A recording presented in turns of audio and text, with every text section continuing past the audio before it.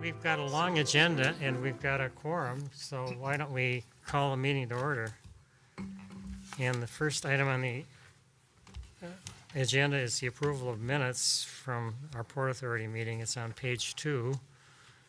And we got another set of minutes too, so I would entertain a motion for the approval of Port Authority minutes, starting on page 3. So moved.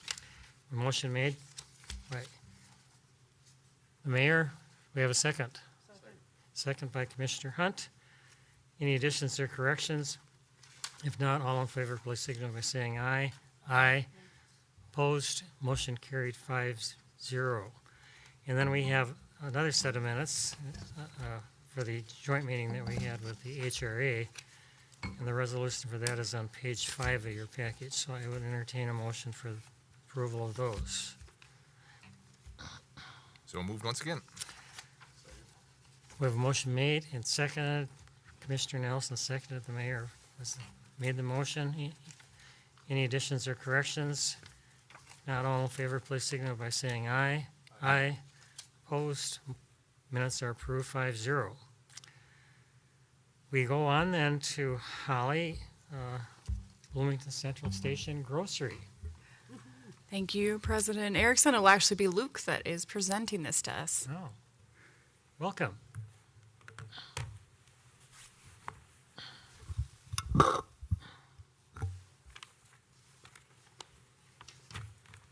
Good evening, Commissioners.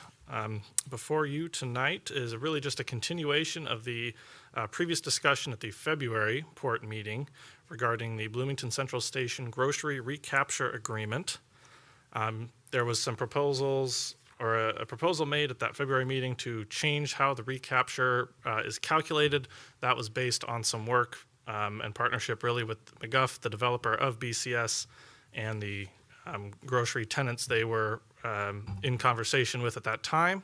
We can report at this point that they have signed a lease with Colonial Market. That's some great news.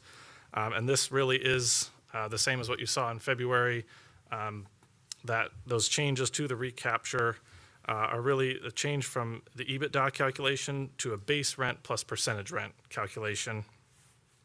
The grocery tenant is paying a base rent of $5 a square foot starting in fiscal year 27, so that's a 2-year free rent period, help them get started and get up and running.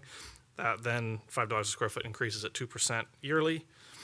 The performance rent is calculated at 4% of gross sales in amounts above the base rent annually starting also fiscal year 27. The previous, what was referred to as the grocery business reserve, is now eliminated, and the landlord retains any base rent and performance rent paid up to $625,000.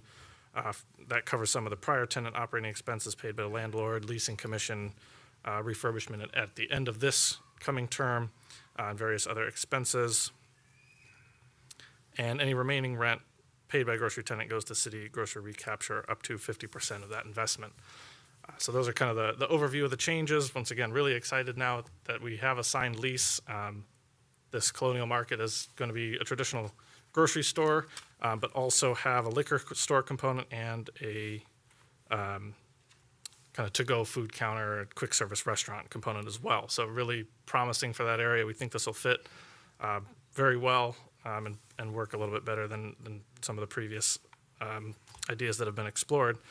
Recognizing, of course, that this really does limit maybe what the recapture was proposed from some previous examples, but with the partnership we have with this grocer and the developer and the analysis we've done, we seem like this is probably kind of realistically as good as this is going to get, and really excited to see Colonial Market interested in working with us and filling this space.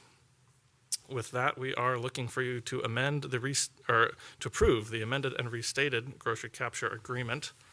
And I'm here to take any questions. I will also note Kevin has one amendment to make on the floor quickly.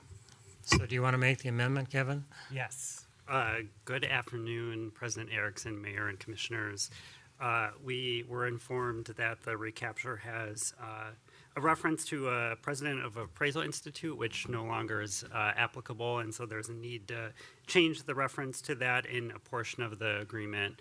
It's a carryover from the agreement when it was first established, and so we would work with Julie Eddington Port Council to update that. And so as part of this agreement, we're asking for you to authorize that change as well. So that is on page 5 and 6 of the recapture agreement that is before you today. Okay. Well, we are delighted to have you back here. We're delighted to have a situation where we actually have somebody that's going to be going in there next month, and having been involved in the food business a little bit, it was obviously disappointing when it didn't go, and I just give kudos to McGuff for being persevering and looking at it. I mean, it was a situation that with the grocery store, you have a huge initial capital cost, and it's not worth very much if you remove it, so there's a big incentive for that. But nevertheless, they worked and got it done, and it was exciting to see the newspaper article on this operation. So let's hope. I mean, the whole purpose of the recapture agreement is something that we instituted a number of years ago, that if things really go well, this was a situation where obviously things didn't go well the first round, and I think we get the big payoff if it works and does things for the people in the area. So I did want to just make a comment from my days in the food business.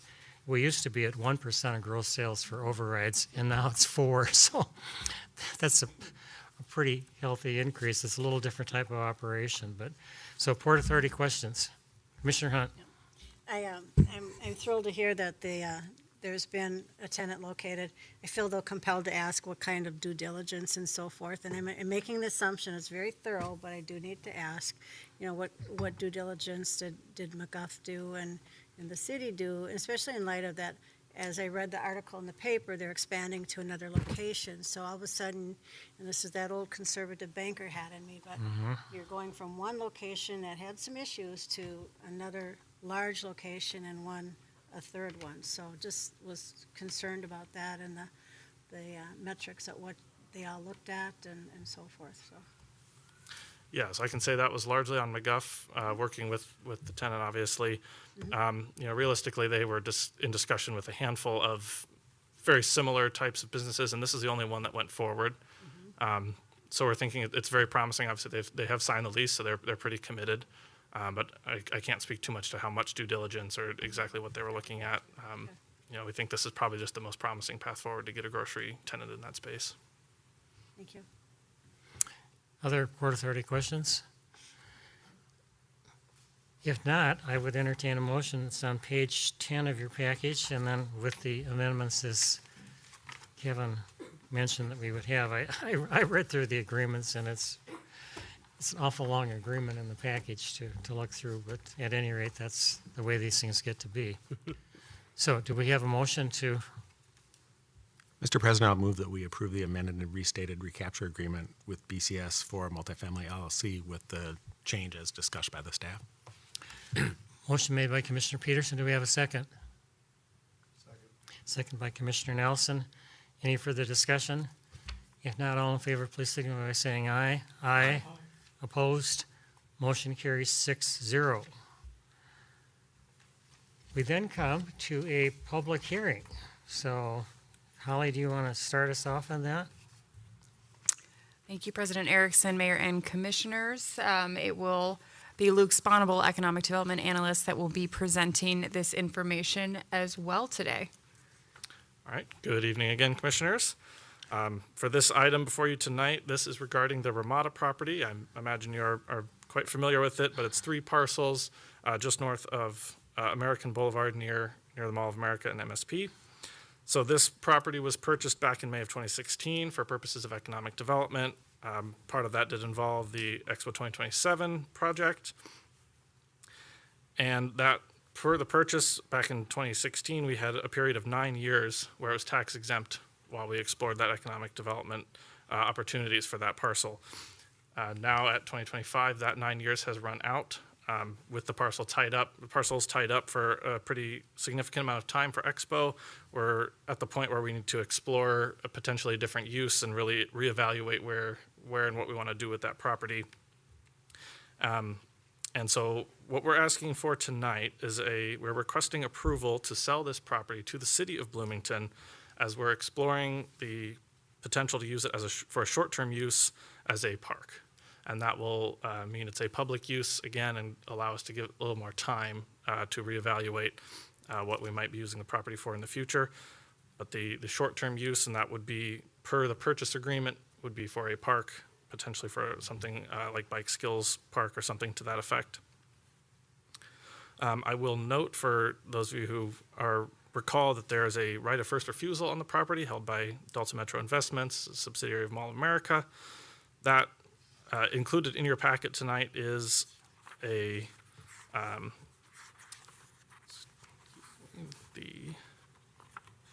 the consent to the option and first refusal agreement. We did work with Mall of America. They're certainly amenable to this sale, and the agreement included will be signed to make sure that they cannot exercise their right of first refusal at the sale price of $1, and they consent to the change of ownership. So just so you're aware of that. I will just make quick mention that in addition to what we're doing tonight, there's also a legislative request evaluating the extension of the economic public purpose for 6 additional years. And so that is also ongoing. But with that, I'm happy to answer any questions. Tonight we are requesting the commission approve the sale of the Ramada property to the city for the purpose of developing the property as a public use, such as a park. And once again, happy to take any questions. Okay, well, thank you, Luke. I've got a list of things that I've been given here by our city attorney to make sure that we comply with all the things. So first thing I have to ask is, anybody on the port have any questions of the staff on the presentation they've made to this point? Commissioner Nelson? Yeah, just a quick question on the first right of refusal. If I understand correctly, that expires the same time it would have expired previously, and that would be next year sometime? Correct. No meaningful changes to that agreement itself, really. It'll just mean it's a different name, as it'll be city instead of port. Okay. And then my second question is, in terms of the transformation of this to a limited temporary park thing, that would be on the city of Bloomington, not the port, to do those modifications. Is that accurate? I believe that's accurate. We're working with Parks and Recreation right now to work out exactly, what those improvements might look like. Yes. Okay, thank you. Any other port, Commissioner Lutz? Yeah, I was just wondering if staff got any interest at all. Is the Mall of America actually interested in buying this for a certain development they've got in mind? Is there anything on the horizon or an inkling or anything at all? Not that I'm aware of personally. I welcome anybody else who's heard anything, but at this point, no, that is not a conversation we've had and that I've been a part of. There's not an extension of that right of first refusal. No, this is the termination in April 30th of 2026. And just in response, President Erickson, Commissioner Lunds, and commissioners, we do get inquiries for the site, but the development landscape has been very challenging over the last few years in particular. And our understanding has always been that the port and the city wanted this property to be a high-intensity use and a very visible development for the city. So given that we have not received an inquiry that is viable, that meets those needs yet, we are looking to extend the timeline we have to work with this property. Not the Red Roof Inn that was looking at it at one time. Any other Port Authority clarifications, questions? If not, I'm going to open the public hearing, and I will ask Mark, do we have anybody pre-registered? No, President Erickson, we do not. Our affidavit of publication stated that all interested persons may appear at the hearing and present their views orally or prior to the meeting in writing, and no one has done that. Thank you, Mark. And then I would ask anybody in the audience, is there anyone here who would like to provide testimony at this public hearing? Seeing no one, I am going to look for a motion to close the public hearing. Second. We have a motion made by Mayor, seconded by Commissioner Hunt. Any further discussion? If not, all in favor, signify by saying aye. Aye. Opposed? Motion carries 6-0. We then get into the discussion and motion to approve. So unless people have questions, I would entertain a motion to do that. It's on page 34 of your package. Commissioner Peterson? Thank you, Mr. President. I move that we adopt the resolution in the packet authorizing the sale of the Ramada parcel to the city of Bloomington to execute all necessary documentation. And do we have a second? Seconded by Commissioner Nelson. Any further discussion? If not, all in favor, please signify by saying aye. Aye. Opposed? Motion carries 6-0. Mr. President, Yes. move that we authorize the Port Authority Administrator to execute the MOA option and first refusal agreement consent. Do we have a second? Motion made and seconded. Any further discussion? If not, all in favor, please signify by saying aye. Aye. Opposed?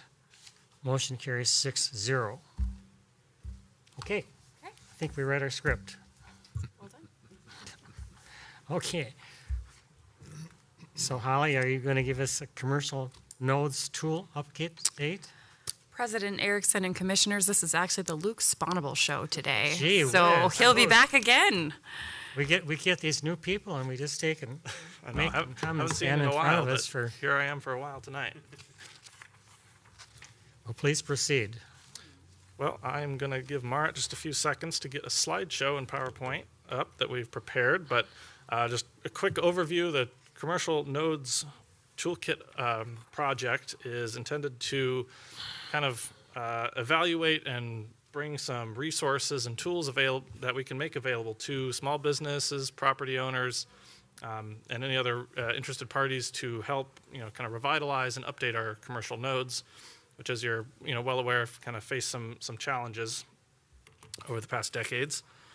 With the, revised kind of jurisdiction of the Port Authority that came recently, we're able to take a new revised approach here. And so this is represented sort of as a mid-project update. I've collected a handful of case studies and some examples of what we have been doing. We'll report out some programs that have been created through the business assistance team, planning department, and a handful of others that have all kind of happened in the background and on their own.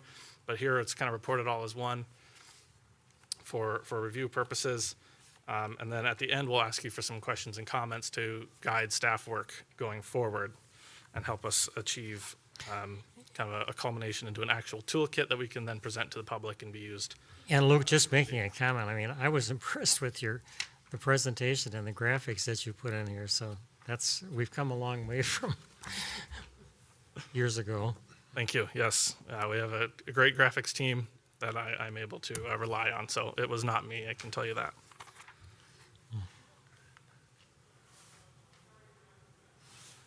All right. So the vision for the Commercial Nodes Toolkit is to provide a framework for staff, property owners, and businesses to modernize and redevelop commercial nodes while minimizing displacement. Obviously, that's a really important key aspect to this work. The purpose of the presentation today is to share the redevelopment strategies document that's created, and that's what's in your packet before you. Staff has created that to highlight work that has been done to date, including the creation of business assistance programs, use of public funds, and successful grant awards from our partner agencies to businesses. The presentation and report contains some case studies intended to highlight both the scale and breadth of this project and the involvement of the Port Authority and how we are impacting that work. And we'll conclude by asking for feedback and direction, as I mentioned.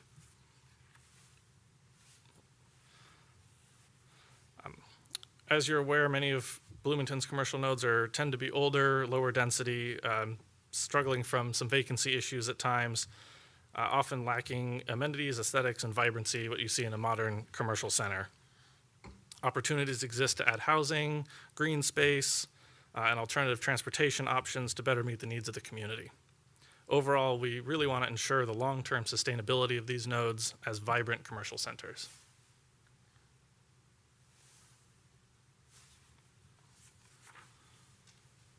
All right. The interest in improving the condition of neighborhood commercial nodes was highlighted in the 2016 Commercial Neighborhood Study, which determined locations most in need of of efforts, but elements of this project are also informed by the comp plan, the Lindell Ave retrofit plan, Bloomington Tomorrow Together, and the Economic Development Strategic Plan, or EDSP, which was completed earlier this year. That EDSP gave us 5 goals to reference in regards to the Commercial Nodes Toolkit. Develop strong working relationships with property owners, leverage existing programs and initiatives to spur developments in the commercial nodes, advocate for additional policy changes that could increase the vibrancy of the built environment, add and incorporate public spaces and green spaces adjacent to commercial nodes, mitigate business displacement through small business outreach. So these are really the key elements from that strategic plan that we are looking to work on.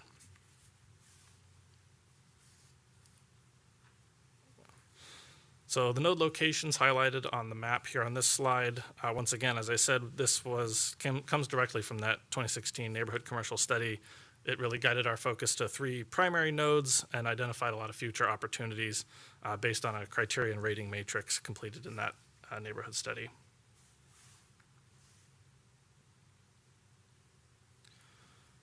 We've done quite a bit in recent years, a lot of outreach, property owner letters, a Let's Talk Bloomington page, engagement with the real estate and the broker community, among others. A fair amount of business assistance work has been done by Barb and her team, new site and facade improvement grants, sewer access charge, fee credits and deferral programs. On the real estate side, we've used TIF, we've assisted with grants. Creative Placemaking has done a handful of site activations and other murals and other artwork-related efforts to really bring about the vibrancy of these areas. And the Planning Department has done a handful of zoning changes and helped create a vision matrix.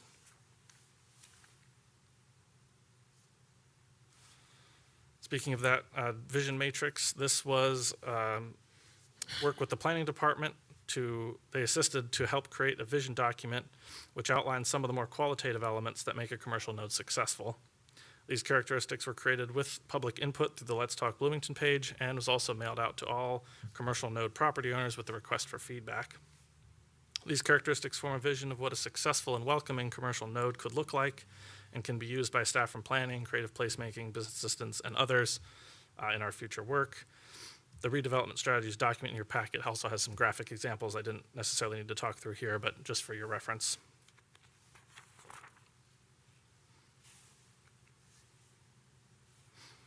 Diving a little bit deeper into some of the specific programs that really are targeted at commercial nodes, the Business Assistance Program has introduced the Site and Facade Improvement Program last year. That gives property owners up to $25,000 or 50% of total project cost awarded to the business for exterior improvements to the building and maybe a few other things. A very successful year in 2024 saw $223,000 awarded to 10 businesses, and the program is open again for 2025 applicants. Yeah, it's exciting to see the impact of that, and I think it goes far beyond the 223,000 because you're just telling people you care, and to go like to the Wilderness Exchange inquiry. Open house, it was really just fun to see. So it leverages a significant dollar amount. Sewer access charge payments can be granted or deferred based on need. Nearly $50,000 was granted to 6 total businesses in 2024. And finally, a little bit more on the Planning Department side, the Small Business Codes and Processes Review was led by the Planning Department with a goal of reducing barriers to entry that certain zoning code provisions can create. A number of topics were addressed in 2024 and more are coming in 2025. And that may be one of the most important things, really, just to, again, make it easier for people to do these things. So, Commissioner Luntz? Yeah, can we get a list of them? I'd like to know just what the 6 and the 4, and I know Europolis, obviously, but some of the other ones I'm not familiar with. Well, I think I think coming up, you're going to see more of them in this presentation here. Yeah, President Erickson, Commissioner Lenz, we do have some examples here, but certainly I don't have all 10 that received the site and facade or the 6, but that's something I'm sure Holly can send along. Barb does have those contact information.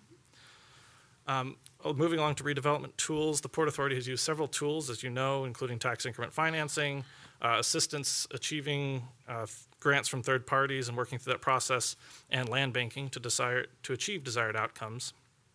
While some options, such as land banking, may have limited use in this case, Grants from partners including Minnesota Deed and Hennepin County, among many, many others, as well as TIF dollars have been used for recent projects such as the Europolis expansion that you're very familiar with.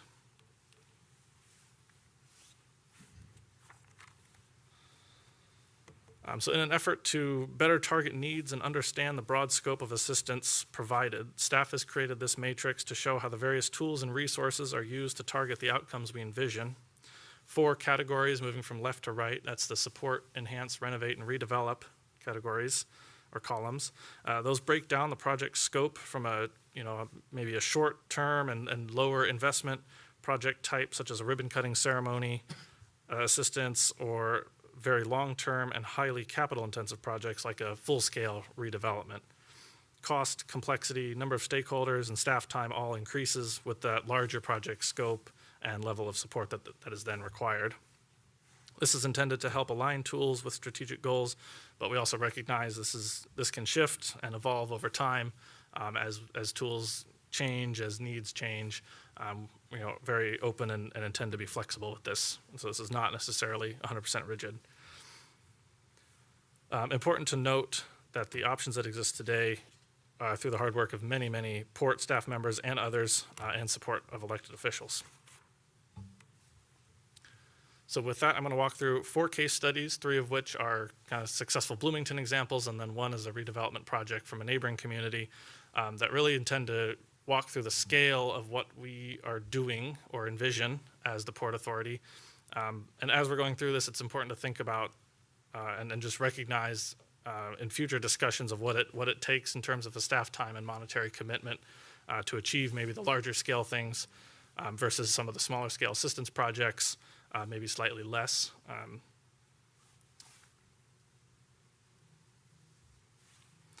So the first one here is intended to be kind of a low scale, lower effort and involvement starter project, but still really, really important, very important to the community.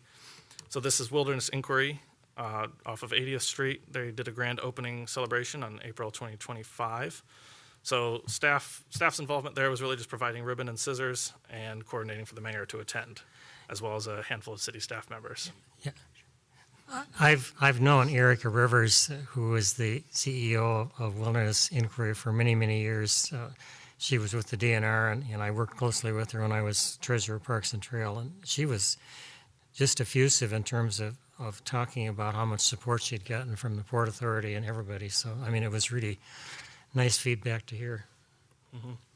Thank you. Yeah, and while there isn't necessarily a dollar amount of the involvement that the Port Authority had here, recognizing that staff time does contribute to the cost here, just not necessarily called out separately, as you'll see in some of the other examples. Moving on, maybe taking it one step above, we now have the enhanced type of project. So, for example, the Gray Barkowski Group, they're at 9818 Nicollet Ave South. That was an old dry cleaning space, which is actually converted to an office. It's really beautiful if you've happened to drive by. That was a full exterior remodel, new windows, doors, lighting, and some light work to the parking lot, I believe. And so something like that took about 5 months from start to finish, and they received a site and facade improvement grant for the full allowable amount of $24,999, which is certainly significant in terms of the project, but it's still a $500,000 project. And so just for example, there, the public assistance is about 5% of that project. And then just some quick before and after examples really show you exactly the level of improvement that's done here. Huge transformation. It's impressive.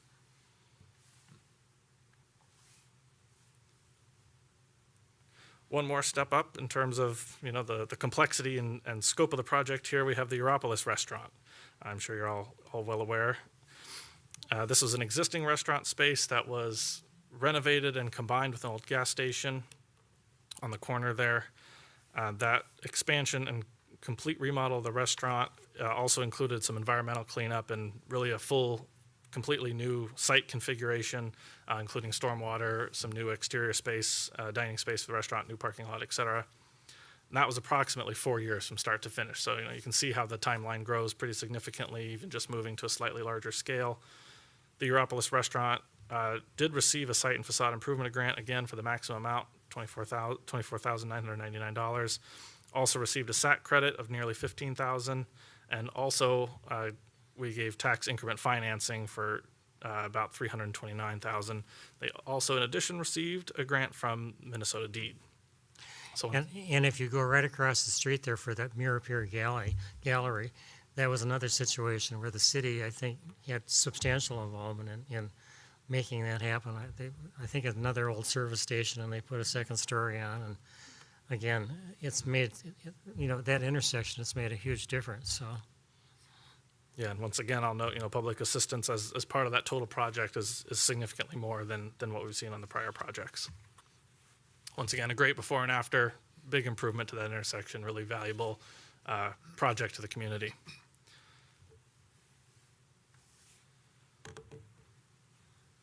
All right, moving on to a full redevelopment proposal. This is something we didn't necessarily have a corollary here in Bloomington yet, but St. Louis Park had done it pretty successfully. I think many of you can agree. Some years ago, took a few blocks of blighted single-story properties and converted those to high-density mixed-use developments with a handful of great small and larger businesses, some excellent green space and lovely walkability on the streets. About 86,000 square feet of retail space, over 300 apartments, and 330 for-sale units. So, a pretty significant change from what was there prior. This takes, for them, approximately 12 years from start to finish. So, completed about 2007. It's been a handful of years and it still looks great. But, once again, looking at the project cost, these numbers, I will point out, are calculated inflation up to $2024 from 2007, so should be somewhat representative of what you would see, approximately last year, obviously growing a little bit more this year with how inflation has been, but some significant dollar amounts that it requires to do a project of that scale. But utilizing some of the same things we've seen for other projects, grants, tax increment financing, Deed was involved in this project as well, and a similar public assistance percentage in terms of the overall project. Thank you, Mr. President. And that surprises me because I was always under the impression that the public assistance piece was much higher in this project, especially over the course of 12 years. And it was always kind of the justification as why it couldn't happen anywhere else because of the huge public dollar investment. But to see that it's kind of on par with, from a percentage standpoint, with the other examples that we've seen is kind of eye-opening to me. So it's good to know. Certainly, yeah.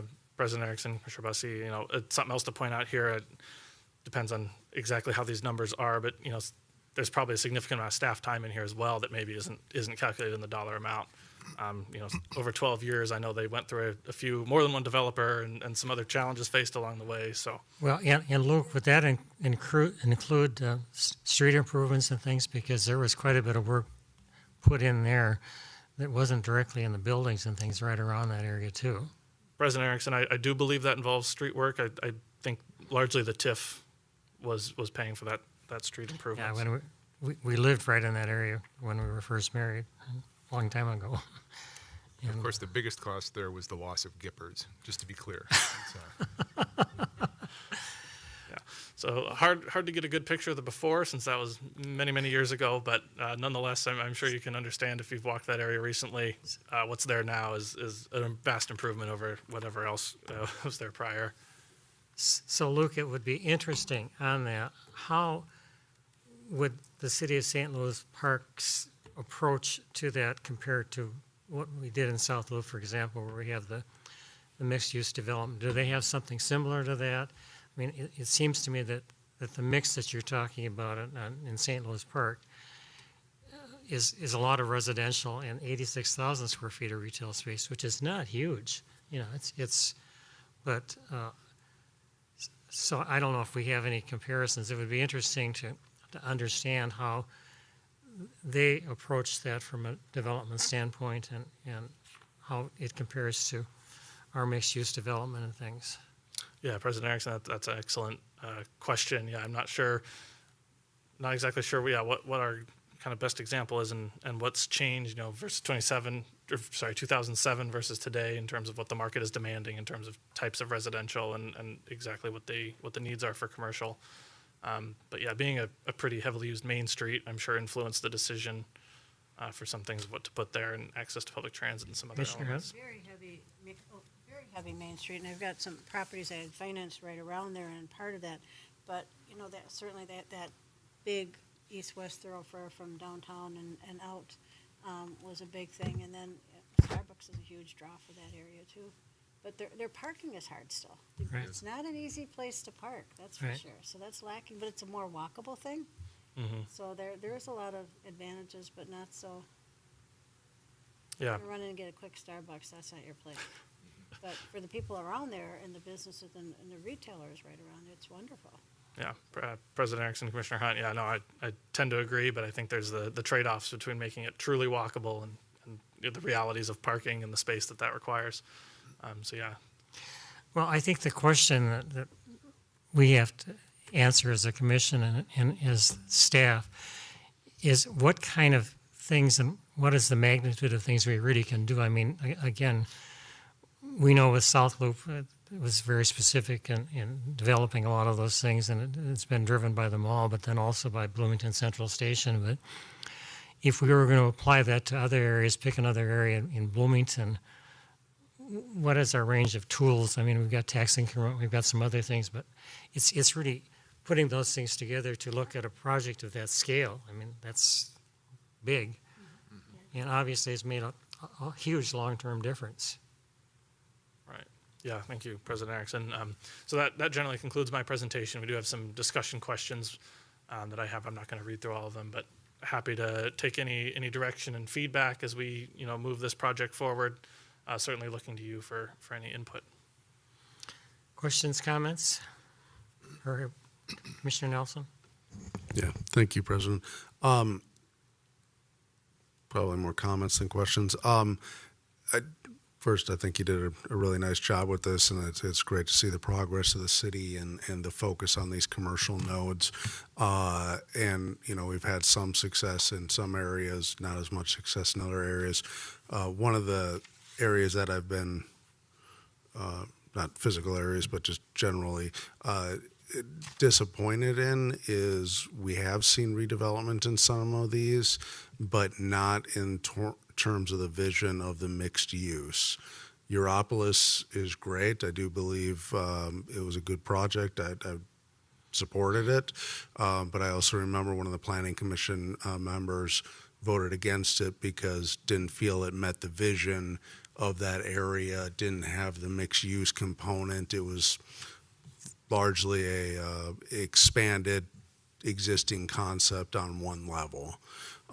Similarly, we've seen that other places. Again, another place I support, Pig Ate My Pizza, I believe is going in Countryside, which I know is one of these. It'd be great, much better than the convenience gas station store that has been there in various iterations over time.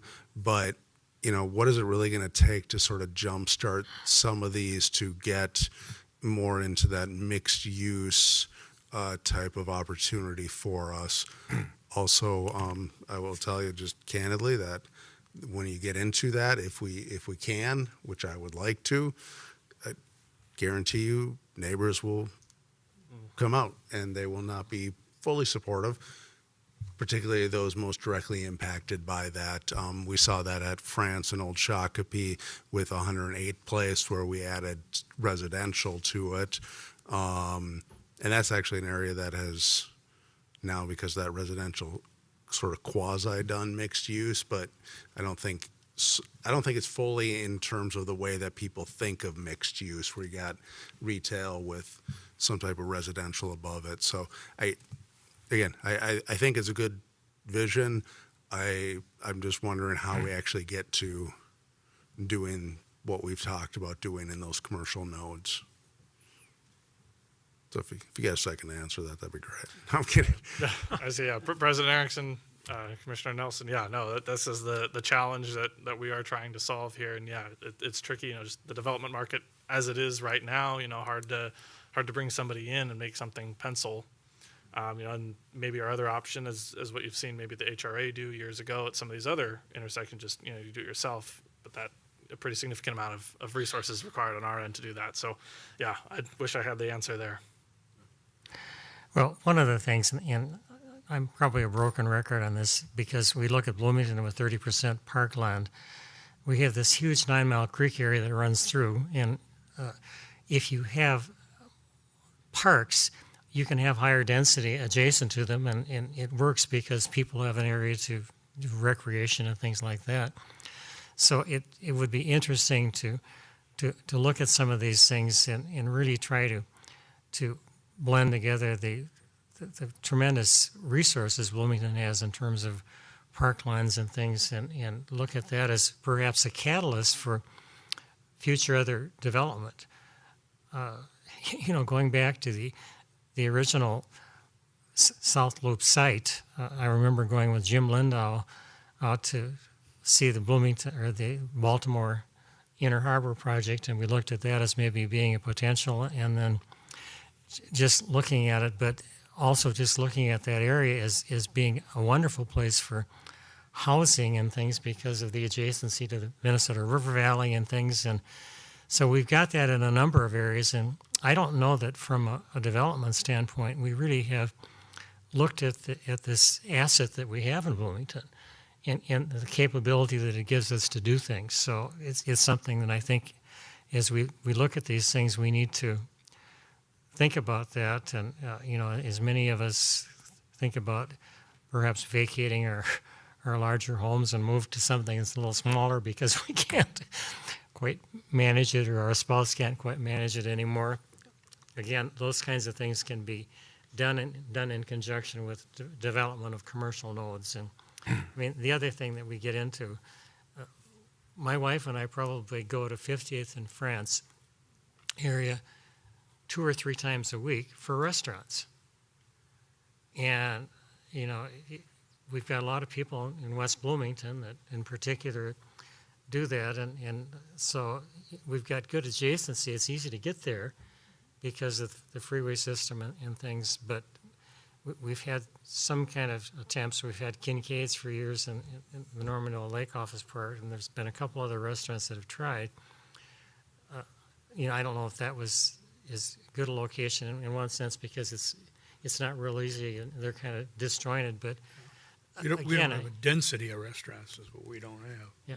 So I think it's something that as we look, we really need to just think about what we have. Commissioner Hunt? And you're right, as one of those that have been looking for that, various reasons for another looking, there's not a lot of spaces in there. Oops, sorry, I forget that. But up north in that northern quadrant, there's some, but they're disjointed away. So you're kind of compelled to drive north on France into the other side of the freeway, which is easy drive for a lot of us, and it has been, but that's not, there's not enough there. So you're looking at other spots in Bloomington that, aging that don't have, and Edina's done a very good job with that along Centennial Lakes. It's a wonderful area. Right. And a lot of walkability and nice plots, and you mentioned France and Old Shakopee, and but it's a whole lot better than it was. Yeah. Oh, tremendously. But it's still not. There were 4 gas stations on that. Yeah, there were, and it's just I'm anxious to see on 98th and Lyndale when that's done. But again, that's not Holly? one of these vibrant things like some other areas are. And I did, President Erickson, Commissioner Hunt, Commissioner Nelson, all of you. I did want to also respond to the original question, which is partially why we're here today, is to get you thinking about the scale and the cost of these different interventions. We do want you to understand that if we choose to move in the redevelopment direction, that is going to be a longer term strategy. And so we want to make sure that we have these shorter term strategies in our toolkit as well, because improving a building that is lackluster is still a valuable thing for the neighborhood and for property values. But if what we're hearing from you is the direction is we want to see redevelopment down the line, there are things we're going to be coming to talk to you about over the course of the next year or two, which include we've already started building funds for strategic acquisitions. We may need to build more funds because $300,000 a year isn't going to go very far. We will be coming to talk to you about our TIF management plan, where we'll actually look at all of the different TIF districts across the city, look at pooling, look at different opportunities to try and use some of those resources differently than we have. And then the other thing that we didn't address here, and that's on us, we need to add this to future presentations, is the importance of us building relationships with the development community. I think some of you attended the broker breakfast. We've gone to ICSC. We go to the MinCar Expo.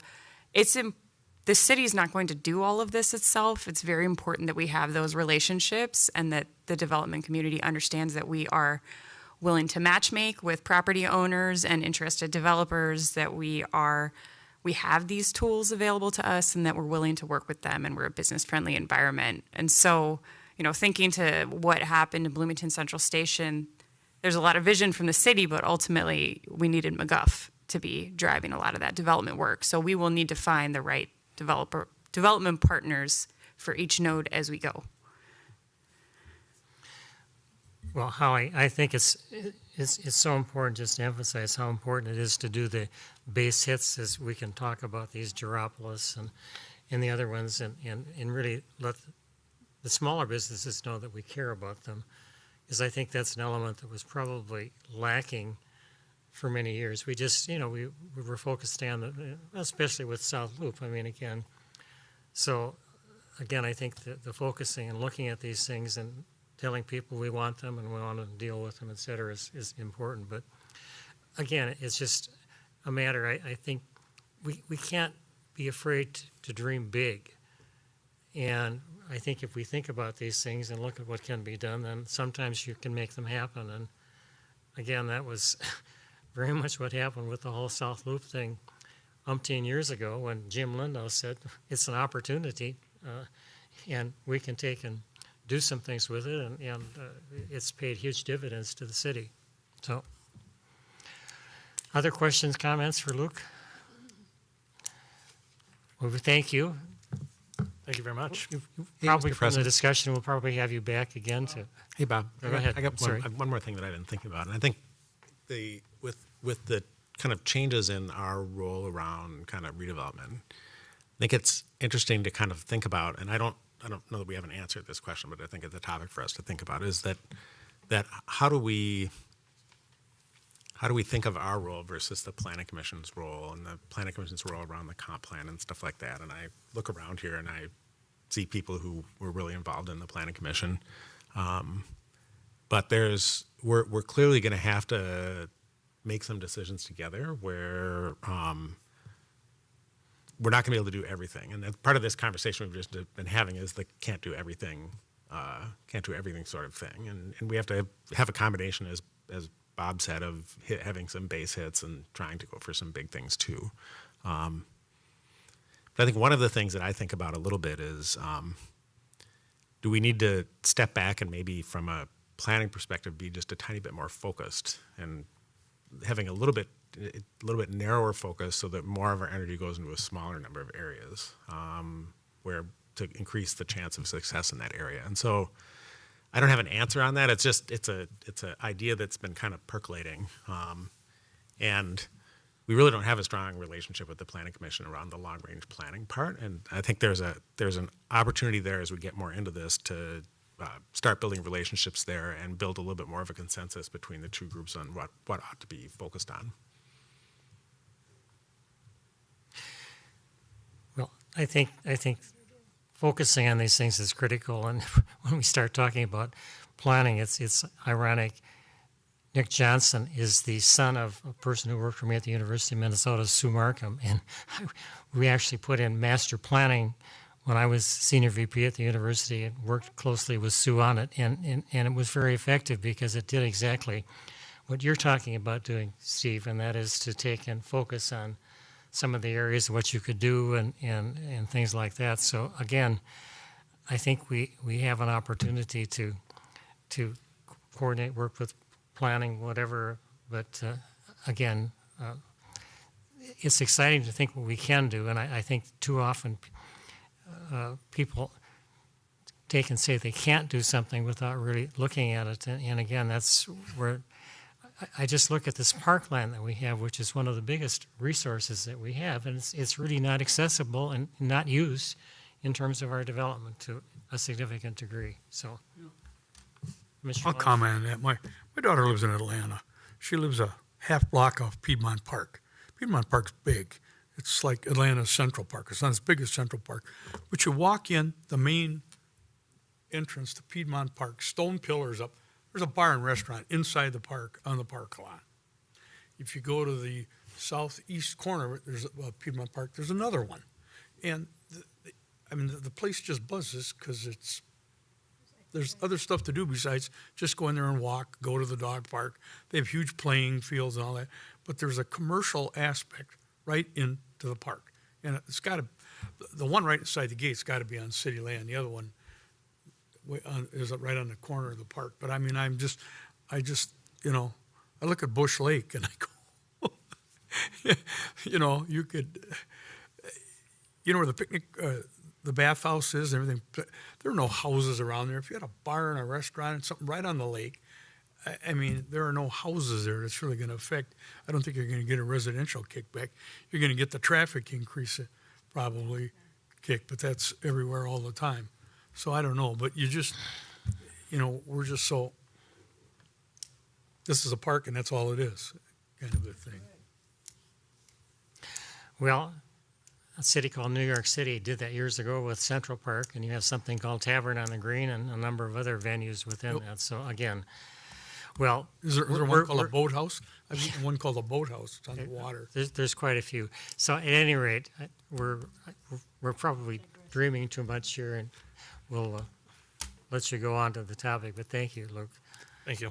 So Holly, I guess, and I don't think there's no action on that. It's just information, and then the next thing then is Port Authority mission. And so we're actually going to have Holly get up and talk to us now? Oh.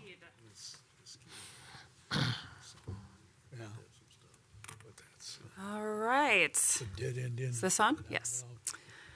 All right. Good evening, President Erickson and commissioners. Thank you for joining us in that conversation. We really wanted to hear your initial reactions to what we've done so far and really think about it the way we're thinking about it, from kind of small scale, easy interventions to what are long-term investments going to look like, and is that where we want to put our resources? And so I just want to say that's a great comment about, we've narrowed it down to, I think it's 9 commercial nodes, but that's too many to focus on at one time. So if we want to work with planning to narrow that down further, I think that's a very good idea and something we'll explore with Nick.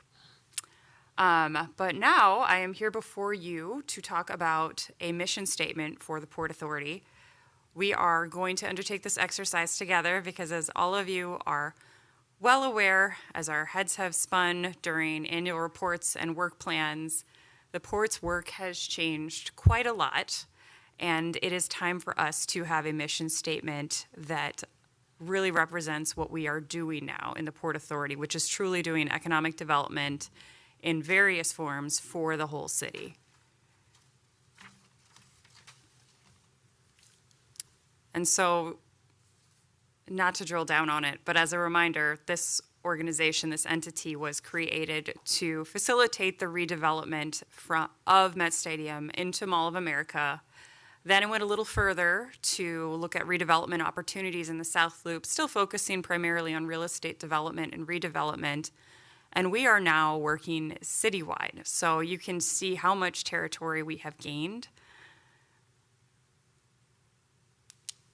And it has changed a lot. We now have services provided that include real estate and development, which again was sort of the fundamental of the port. We also have business assistance, creative placemaking, and now with Bloomington, we're starting to step into workforce development. But the way that our mandate is written is simply to ensure the sound and orderly development of the city, which is fine. But doesn't necessarily capture any more the nuances of everything it is that we are doing and the vision for why we are doing it. So just as a reminder, when League of Minnesota Cities, they have some great summaries of what is an EDA, what is a Port Authority, what is an HRA. So when they write about a Port Authority, it is to promote the general welfare of a port district, to increase the commercial efficiency of the district, and to actively improve business opportunities, which aligns with a lot of what we are doing now. We presented to you last year our Bloomington Business Continuum, which we are in the process of updating right now. But that idea was to really start fleshing out for all of you and for the general public the range of businesses that we are working with, from ideation and early stages in planning of businesses all the way up to some of our large employers that are expanding, like SICK. Bloomington is starting to provide services, but we also work with a lot of partners as well. And some of that could be direct financial assistance, but some of it is technical assistance, or simply helping people navigate through our permitting, or even changing some of our codes and processes as we go. We recently completed an economic development plan, as you are all well aware, where we set the vision of Bloomington, and gosh, it's real small for my little eyes, but Bloomington is a leading economic center for the region, fostering innovation, supporting local businesses, and enhancing the quality of life for all residents through equitable strategic investment and sustainable development. And the vision is for the plan. And we're going to do a mission statement today, which is our mission for our operating body here. We also had our guiding principles, just to remind you all, of inclusive and equitable growth, sustainability, collaboration, and service, and accountability. And then we had our 8 objectives of traded sector, small business, innovation, thriving places, real estate and infrastructure, talent attraction and retention, wraparound services, and marketing and events. And you can see from the types of projects that we are doing, like the Commercial Nodes Toolkit, some of those actually cross a number of these objectives, because we are trying to grow jobs, we are trying to grow the tax base in the city, but it involves a lot of different pieces of city to do it. So as we look at the exercise of doing a mission statement for the port, we actually went through this with our consultants, TIP Strategies, internally with staff, and they asked us these questions. What do we do? Why do we do it? Who do we serve? Where do we serve? And what are our values?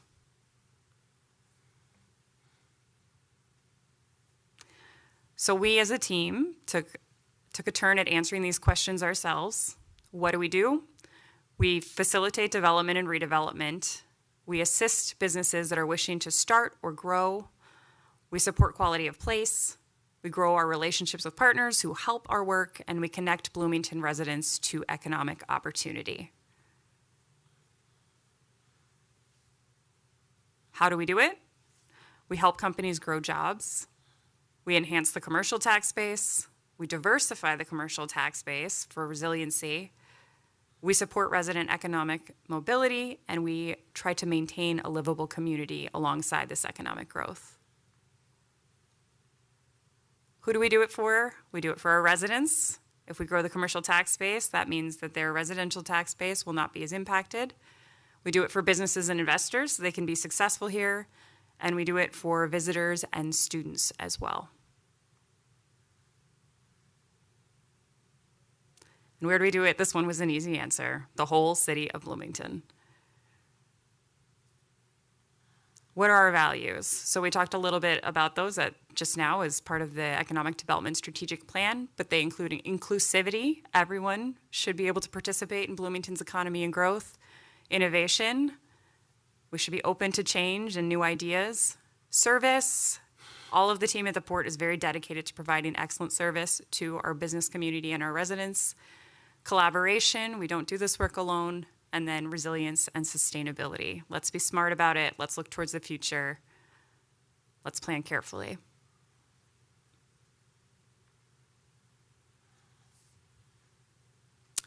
We wanted to pull for you a few equivalent types of mission statements for you to think about, maybe pull pieces from. One is the Housing and Redevelopment Authority. That's here in Bloomington. They recently just did their mission statement work. Their mission is to help provide affordable housing opportunities for those who are not adequately served by the marketplace, coordinate the city's efforts to preserve existing neighborhoods, and promote development and redevelopment that enhances Bloomington. The St. Paul Port Authority, which are our neighbors to the east, is an economic development agency that expands the city's tax base, serves as a conduit to quality job opportunities, advances sustainable and equitable development, and advocates for river commerce. A few others: Minnesota Department of Employment and Economic Development, to empower the growth of the Minnesota economy for everyone; Hennepin County's Economic Development Authority, to work in partnership to advance an inclusive and resilient economy, supporting the success of all people, businesses, and cities, and making Hennepin County an ideal place to prosper. And then why not get aspirational? We went for the New York City Economic Development Corporation, which is to create a vibrant, inclusive, and globally competitive economy for all New Yorkers, focusing on strengthening the city's business environment, growing innovative sectors, building livable neighborhoods, and delivering sustainable infrastructure. So you can see a lot of these are capturing the idea of economic growth, but also what is the community that we're going to create? How are we going to serve our community as we do this work? So as I said, the PORT team went through this exercise with TIP strategies, and we answered those questions that came up at the beginning. And we came up with these two options that we wanted to present to you today to give you something to react to give you an idea of where our heads are at, but also to spark a discussion amongst all of you, because you are the Port Authority Commissioners. You are the stewards of the port, and so we want you to have an active role in shaping this mission as well, because we want you to feel bought into this and really feel like when you are here to serve, you are serving this mission. So the first statement is the Port Authority of Bloomington cultivates economic growth through business assistance, strategic real estate initiatives, and creative placemaking, transforming spaces to enhance community vibrancy. Through inclusive and innovative practices, we create opportunities that build shared prosperity for all community members. Second option is the Port Authority cultivates community prosperity and quality development through business assistance, creative placemaking, and strategic real estate investments. We build a collaborative, inclusive, and resilient economy for the benefit of all community members of Bloomington, Minnesota. And the MN is up for debate, but there are a lot of Bloomingtons out there, so we added it. So I have a few questions for discussion, which I have down here, so I can speak to them and go back to the previous slide.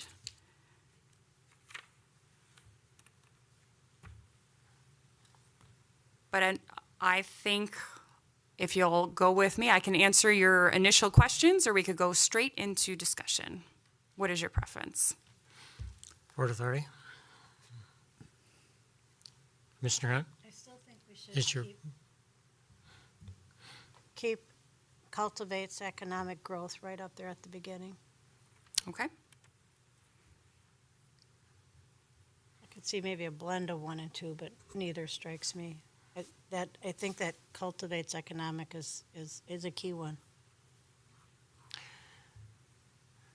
Other questions, comments? Commissioner Luntz? I wrote for a living. And both of them have got, the word inclusive nowadays is a little incendiary, but it's redundant.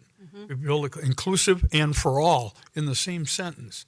If you could take it out, and we build a collaborative, like number 2, we build a collaborative and resilient economy for benefit of all community members. And it's in both of them like that. And I don't know, just a comment on writing. What? I like two better because they're shorter. Yeah, I like 2 better too, but one of the things I'm just looking at is we also have responsibility for multifamily housing projects. In other words, anything over 5 units, 10 units, whatever the number is. 20. And it's a question whether that is mentioned or included in this at all. I mean, Can that be included in the strategic real estate investments? you could, and again, it's just, You don't have to be so, I know where you're headed, but so specific. And it's like the redundancy and the, that Commissioner Lenz mentioned, that I always think they should be short and sweet and not, they're both long. Mm-hmm. Yeah.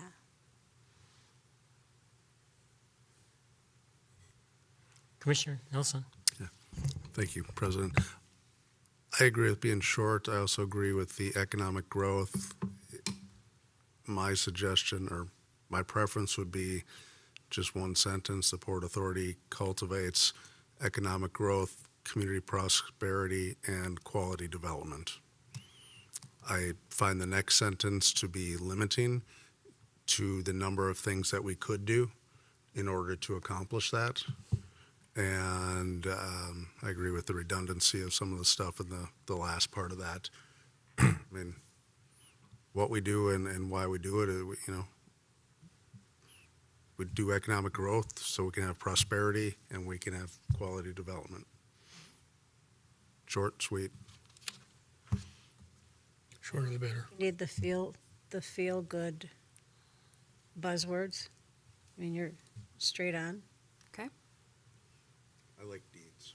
Yeah, and so just to follow up on that, I was looking at statement number 2 because I was more attracted to it, maybe because it has fewer words in it. But I was thinking about that second sentence, and I was kind of thinking about those are all like tactics to achieve the. And I was like picking at them and saying, okay, if I was going to like generalize these, for example, I think creative placemaking is important, but I think there's a placemaking is a category of things that we do in an area to make it be appealing. Placemaking is one of the activities. But I do think that stepping back and saying what are the elements of this that are really belong in a mission statement, like you're proposing, Sean. And I think you could say prosperity and quality development for the benefit of all community members and kind of tack that together and kind of suck the middle out of that. I don't think you have to say Bloomington, Minnesota, because this is always going to be presented in a Bloomington context. Mm-hmm. And so I think you can assume that the person understands it's about us in there. So What I'm thinking about is, do we need to include something here that we do this on a really thoughtful basis? I mean, we're looking at both short-term and long-term development. But I think that, that if we want to take the discussion that we just had about our toolkit and things and look at it, all of it involves taking in really, we just don't want to throw something out. We want to be deliberative about it. So somehow that it's a methodical process that we want to go through. Again, if you look at the whole South Loop thing, that was a very thoughtful process that focused for a long period of time. So it's just a question, but I would agree. I think if we can have just like a one-sentence thing with a few modifiers in it or something, it's really superior.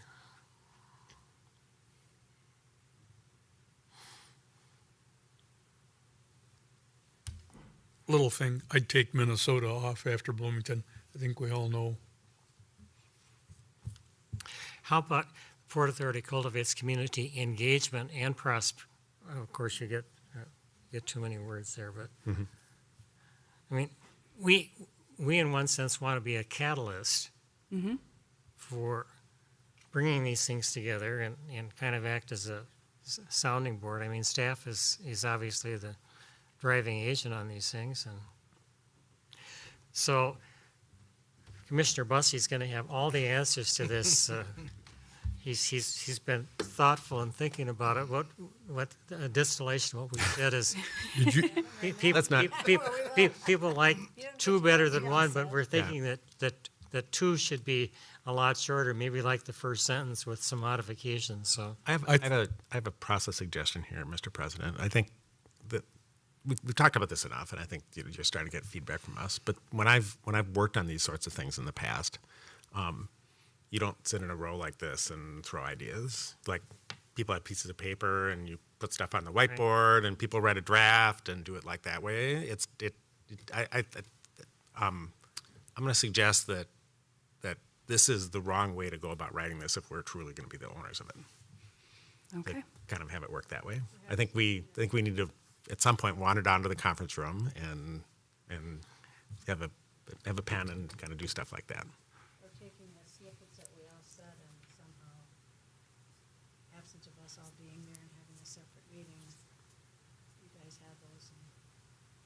I think if we're the owners of it, I think us like writing it makes a lot of sense. So Well, I think perhaps staff can take, just based on the comments we've had now, and do it, and then maybe we could schedule something. We could even do something where we had a glass of wine or two and loosened our, whatever. President Erickson, if there is quorum, we have to notice it. yeah, I'm sorry? We have to do a public notice if there is quorum. Oh, okay. well, I'm making a nerdy Robert's Rules joke. Okay. President Erickson and commissioners, I think that if you are open to it, we are very willing to engage in that way and perhaps set up our next port meeting with an element of study session to it so we could sit and whiteboard. The other option, and I want to be directed by you in that because I want to make sure you're all bought into doing that type of exercise.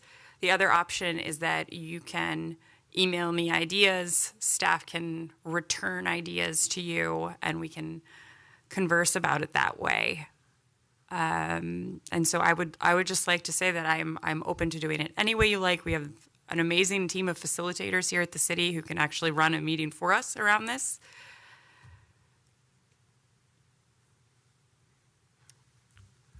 comments? Now I'm going to be the guy who walks in at the end of the conversation and immediately speaks up. But I like that idea, Holly, and I like to bring in our city staff who are trained in this kind of thing and who can kind of lead us through the facilitated discussion to get from, I mean, this is a great start, I think, and I think it probably is the framework of what we want to say, but to be able to hone it down and to really bring it to a fine point, I think would be a worthwhile conversation to have. And one of the things that may be beneficial, since we're saying a lot of this revolves about our relationship with planning, is to maybe have planning look at it, have Nick Johnson or other people look at it and say, well, what do you think? Maybe he's already done that. Give some ideas or something, but. President Erickson, Mayor, Commissioners, I know that planning and port are very interested in providing as much clarity as possible around the distinction between your responsibilities so that you all understand, is it a design question? Does that go to planning? Is it development question? Does that go to port? If it's development, but to our standard codes, you won't see it at all. It's just when there's special assistance needed. But are we going to decide together which priority commercial nodes we do? Those are opportunities that we can explore over time. Okay, well, you have enough guidance to give us further guidance? President Erickson, I believe I do. So we will reach out to you with scheduling whatever that session is going to look like. We will try to keep it within our regular port schedule, just to make sure as you have that marked on your calendar. Great. Great. So then we go to administrator updates. Do you have any for us? I do. President Erickson and Commissioners, I have a number of updates for you. There's a lot going on right now. First of all, just a point of order, just please let us know if you're not going to attend a meeting. Otherwise, we will assume that you will be here. And please do let Marit as well and me know. So you could either call Marit or email Marit and me, just to make sure that we're both aware. We wanted to give you an update on the Bloom in Bloomington program, which you have been learning about. That's been around, this is the third year, but it's now moved over to the port. Warson, whom you have met, is running the program. And so the interns are going to start next week. Actually, our college-age interns. We have 29 interns this year, so we've pretty much doubled the program since last year. 15 are with the city departments, 14 are external. And our external partners we're very excited about as it's part of building our business relationships. They include TKDA. They're taking 2 interns, one in IT and one in occupational health. Larkin Hoffman has 1 legal intern. Bloomington, Minnesota Travel and Tourism has an intern. Walzer Automotive has an intern in communication and events. Bloomington Public Schools taking 5 interns in IT. Seagate has an intern. Polar has an intern. And Wilderness Inquiry is taking 2 interns this year. So if you talk to any of those partners, we are very, very excited to have them working with us, and we hope to keep growing those external partners. And then the young adults, as I said, start next week, and then high school starts on June 23rd, and we hope to have some of those interns come and present to you during the summer to share a bit about their experience and what this has meant to them. Next thing I wanted to share with you was the Hatch program. Sean Lundy came and talked to you about that, and the port will be financially supporting this year. There are, 56 different entrepreneurs started applying, but 29 actually finished their applications. And so Sean and team are looking to get that top 25 cohort finalized next week. And then we have another sponsor, Stearns Bank, to further build out our program and reduce the port's obligation to the program. So updated dates to know about: June 4th is the top 25 cohort onboarding. The 14th and 15th, they will have a CEO Start Bootcamp. That is what the mayor just came from. That's a program that Hennepin County offers for our startup community. Then they'll have their top 25 pitch on June 26th, and July 8th, they'll have the top 10 cohort. And so we're very much looking forward to seeing that unroll. Scramble and Egg is continuing to get themselves set up. They were the winners from last year.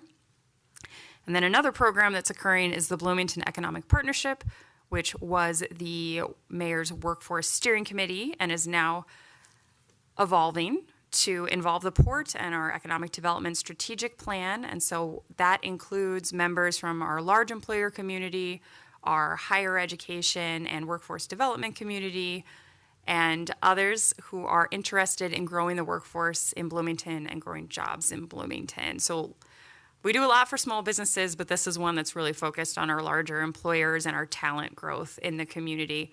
And so that is going to change a bit. We are going to start taking a theme every quarter. And so the first quarter, we're going to reintroduce the program and introduce the economic development strategic plan.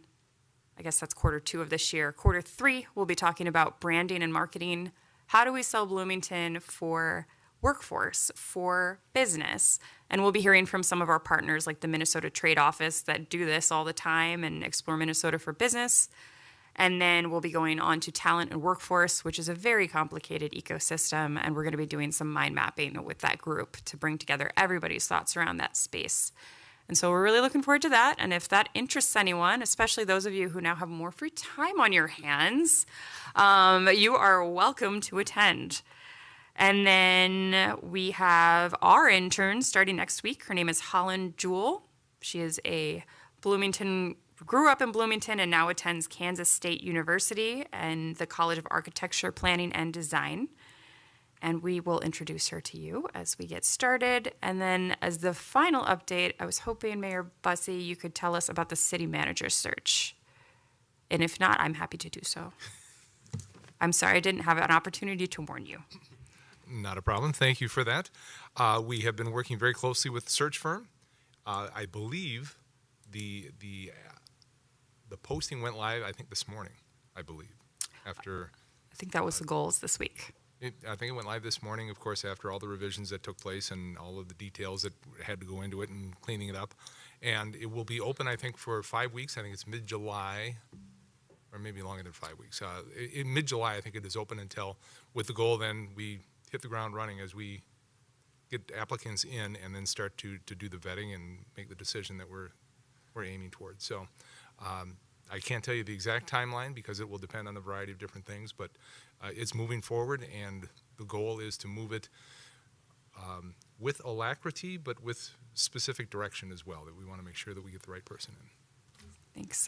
It is open to in-house applicants too, I presume. Mm-hmm. Mm-hmm.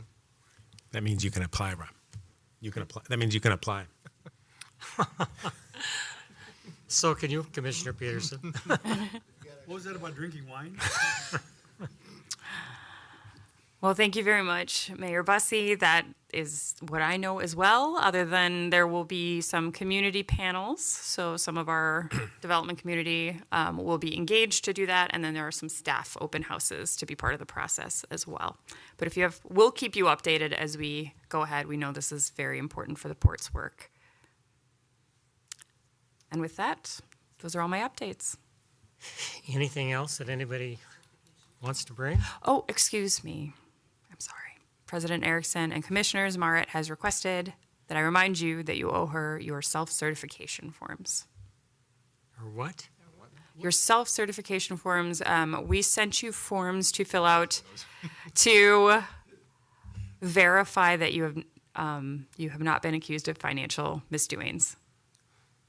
I call those the Richard Nixon form, I am not a crook.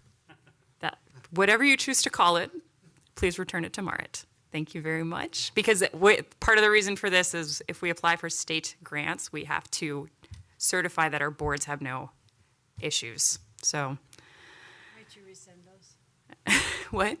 Pardon me? Perhaps resend them? Absolutely. Okay. Good work. Okay. All right, if we don't have anything else, I think we're adjourned.